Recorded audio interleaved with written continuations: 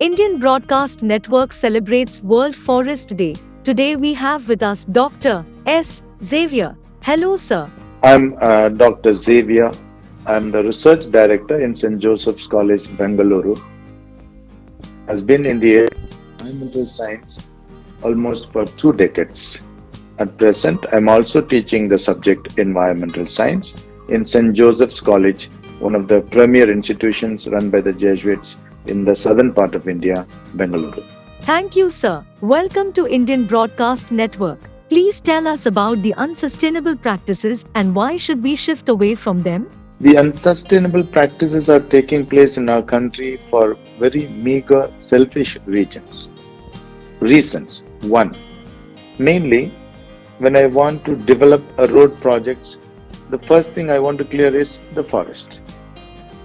Without knowing the long-term effects on the regions, whether it is climatic patterns, rainfall patterns, drought-like situations, water retentions, all that is forgotten.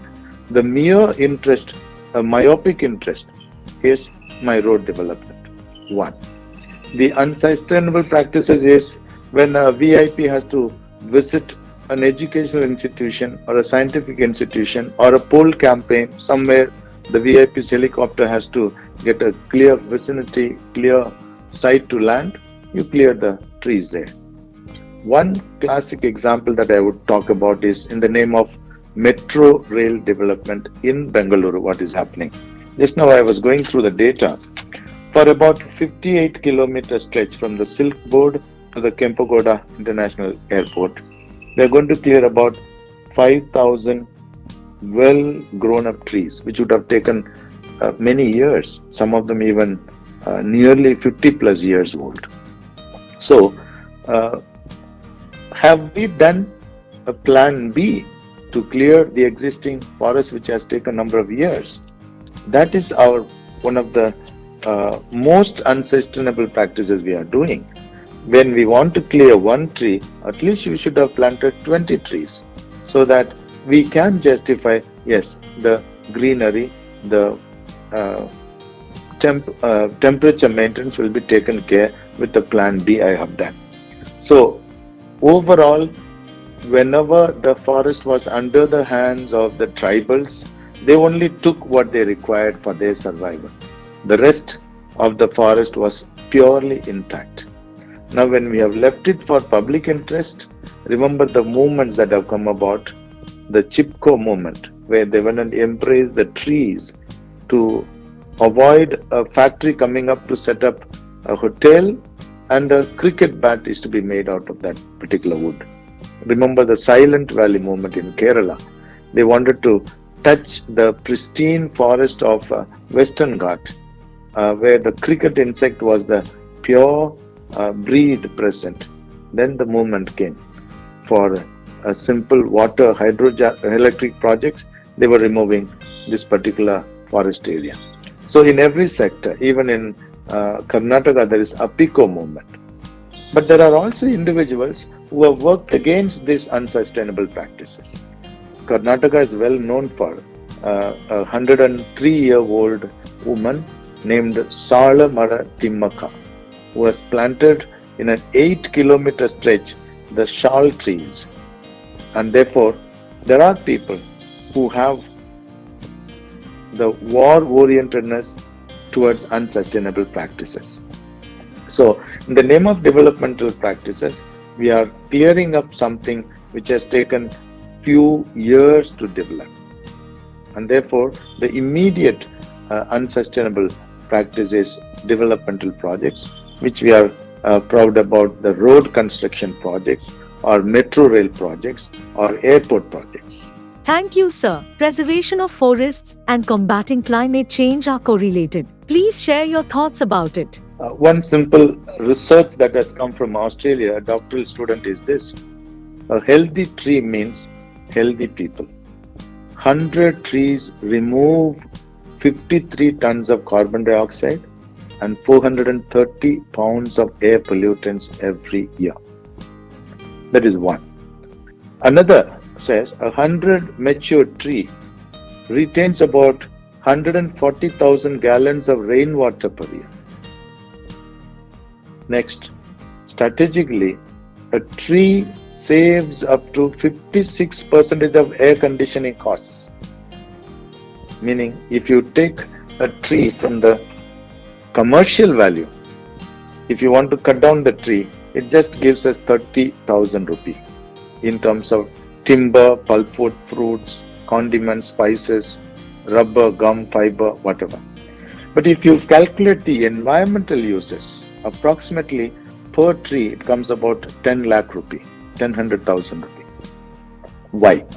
The ecosystem services that provides, mainly in terms of regulating the water cycle, producing the oxygen, absorbing the pollutants, acting as a sink. This is where your answer for the question. Acting as a sink for absorption of carbon dioxide, which is mainly a global warming gas. Okay, so every tree, I said, is capable of absorbing so many pounds of greenhouse gases. So what happens? When greenhouse gases have been removed from the atmosphere, the temperature retaining is taking place. How? Just now I can give you the data of what has happened in month of March in India, just since it is restricted to global warming and the forest retaining. Already, Kerala has experienced between February 12th to February 20th to March 12th. Kottayam has experienced a 4-degree jump in month of March alone, 5 times.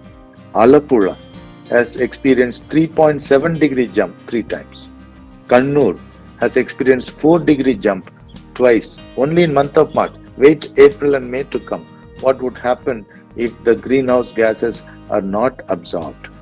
Let me come to the case of Karnataka, where the tree felling already has given Kalaburgi is a particular district, already experienced 35 degrees Celsius temperature in month of March, which is happening almost after 95 years. Okay, now it's related to our clearing up of the forests. As I said, forest plays a very important role in removal of that greenhouse gases, mainly in the form of carbon dioxide, converting it into usable form of oxygen. You remember the pandemic this year, when the second wave time, people were struggling for oxygen cylinder. And UP gave the best example. People were having saline bottles under the tree, hung in the open air. They were all getting treated for corona. Meaning what? Very comfortable when the fresh oxygen was given to them. So that's why forest, in terms of climatic maintenance, plays a very important role. And I gave you the examples in various data form. Cooling the air, modifying even the wind turbulence. Even it intercepts the rain, it absorbs the toxins and neutralizes the temperature mainly. Thank you, sir. According to you, how important is it to consume and produce wood in a more environment-friendly way? So there are 2 schemes which has been introduced by the government of India, also by various state governments. Under the scheme, social forestry and joint forest management, meaning the land belongs to the government, people can grow trees there, and that tree, the fuel, fodder or any other commercial uses, the person who has grown the tree can use it for. But then greenery is maintained. So that is social forestry, where people are given incentives for growing trees. And the second one is joint forest management. The government gives the land and the people grow up the trees. And therefore, there is no felling of tree either by the public or by the government, because it is joint venture. So these are the 2 practices, very successful. And the third practice has been, in the history, India is known for a sacred grove system, meaning a forest symbolizes divine presence. Deity is present. You remember in Rajasthan there is a tribe, Bishnoi tribe.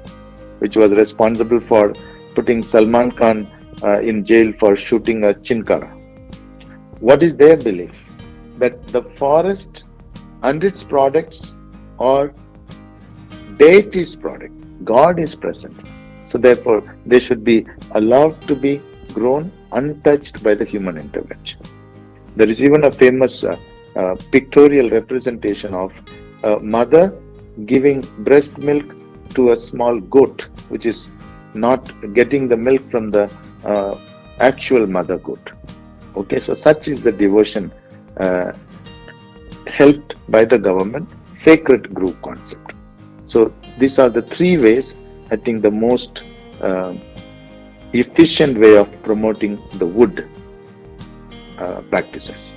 Thank you, sir. Please tell us your advice on how to protect wood with the means of sustainable management of forests. It's not the public easily felling down the tree now. Public has more and more been conscientized the importance of tree keeping, promoting greenery, so that even rainfall patterns, other parameters are maintained. It's like a Kalidas story, where the government, which promotes policies, promotes guidelines for greenery development, is the same government which is felling trees in the name of developmental projects. So that's where the concern is. The government put tooth to the laws. Laws are plenty, environmental legislations are plenty. Okay, even now they have come out with Forest Conservation Act. Okay, where the tribals are asked to evacuate so that the government will have a free ride. So therefore, the hand which saves the forest should be the government which should be taking the initiative. The public is very well aware of the importance of the forest. Public is not clearing forest for agriculture. Public is not clearing the forest for urbanization. Public is not clearing the forest for industrialization. So with the interest of industrialization, urbanization, timber interest even, it is the business group which is removing the forest. So therefore, already we are getting the Amazon, the lungs of the forest, clearing up by the vested interests, mainly the companies which are trying to clear up the forest to establish their business. So therefore, the vital important point is government should retain itself to the policies. It is the government which is clearing the forest, not vested interests.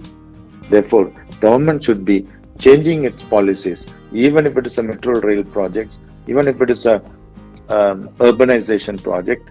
They must leave the well grown up forest, the virgin forest, as it is. Think of an area, maybe arable land, non-cultivable land area, where it could be converted into a project sites. Thank you so much, sir, to be a part of this cause. IBN wishes you all the best in your future endeavors. Thank you.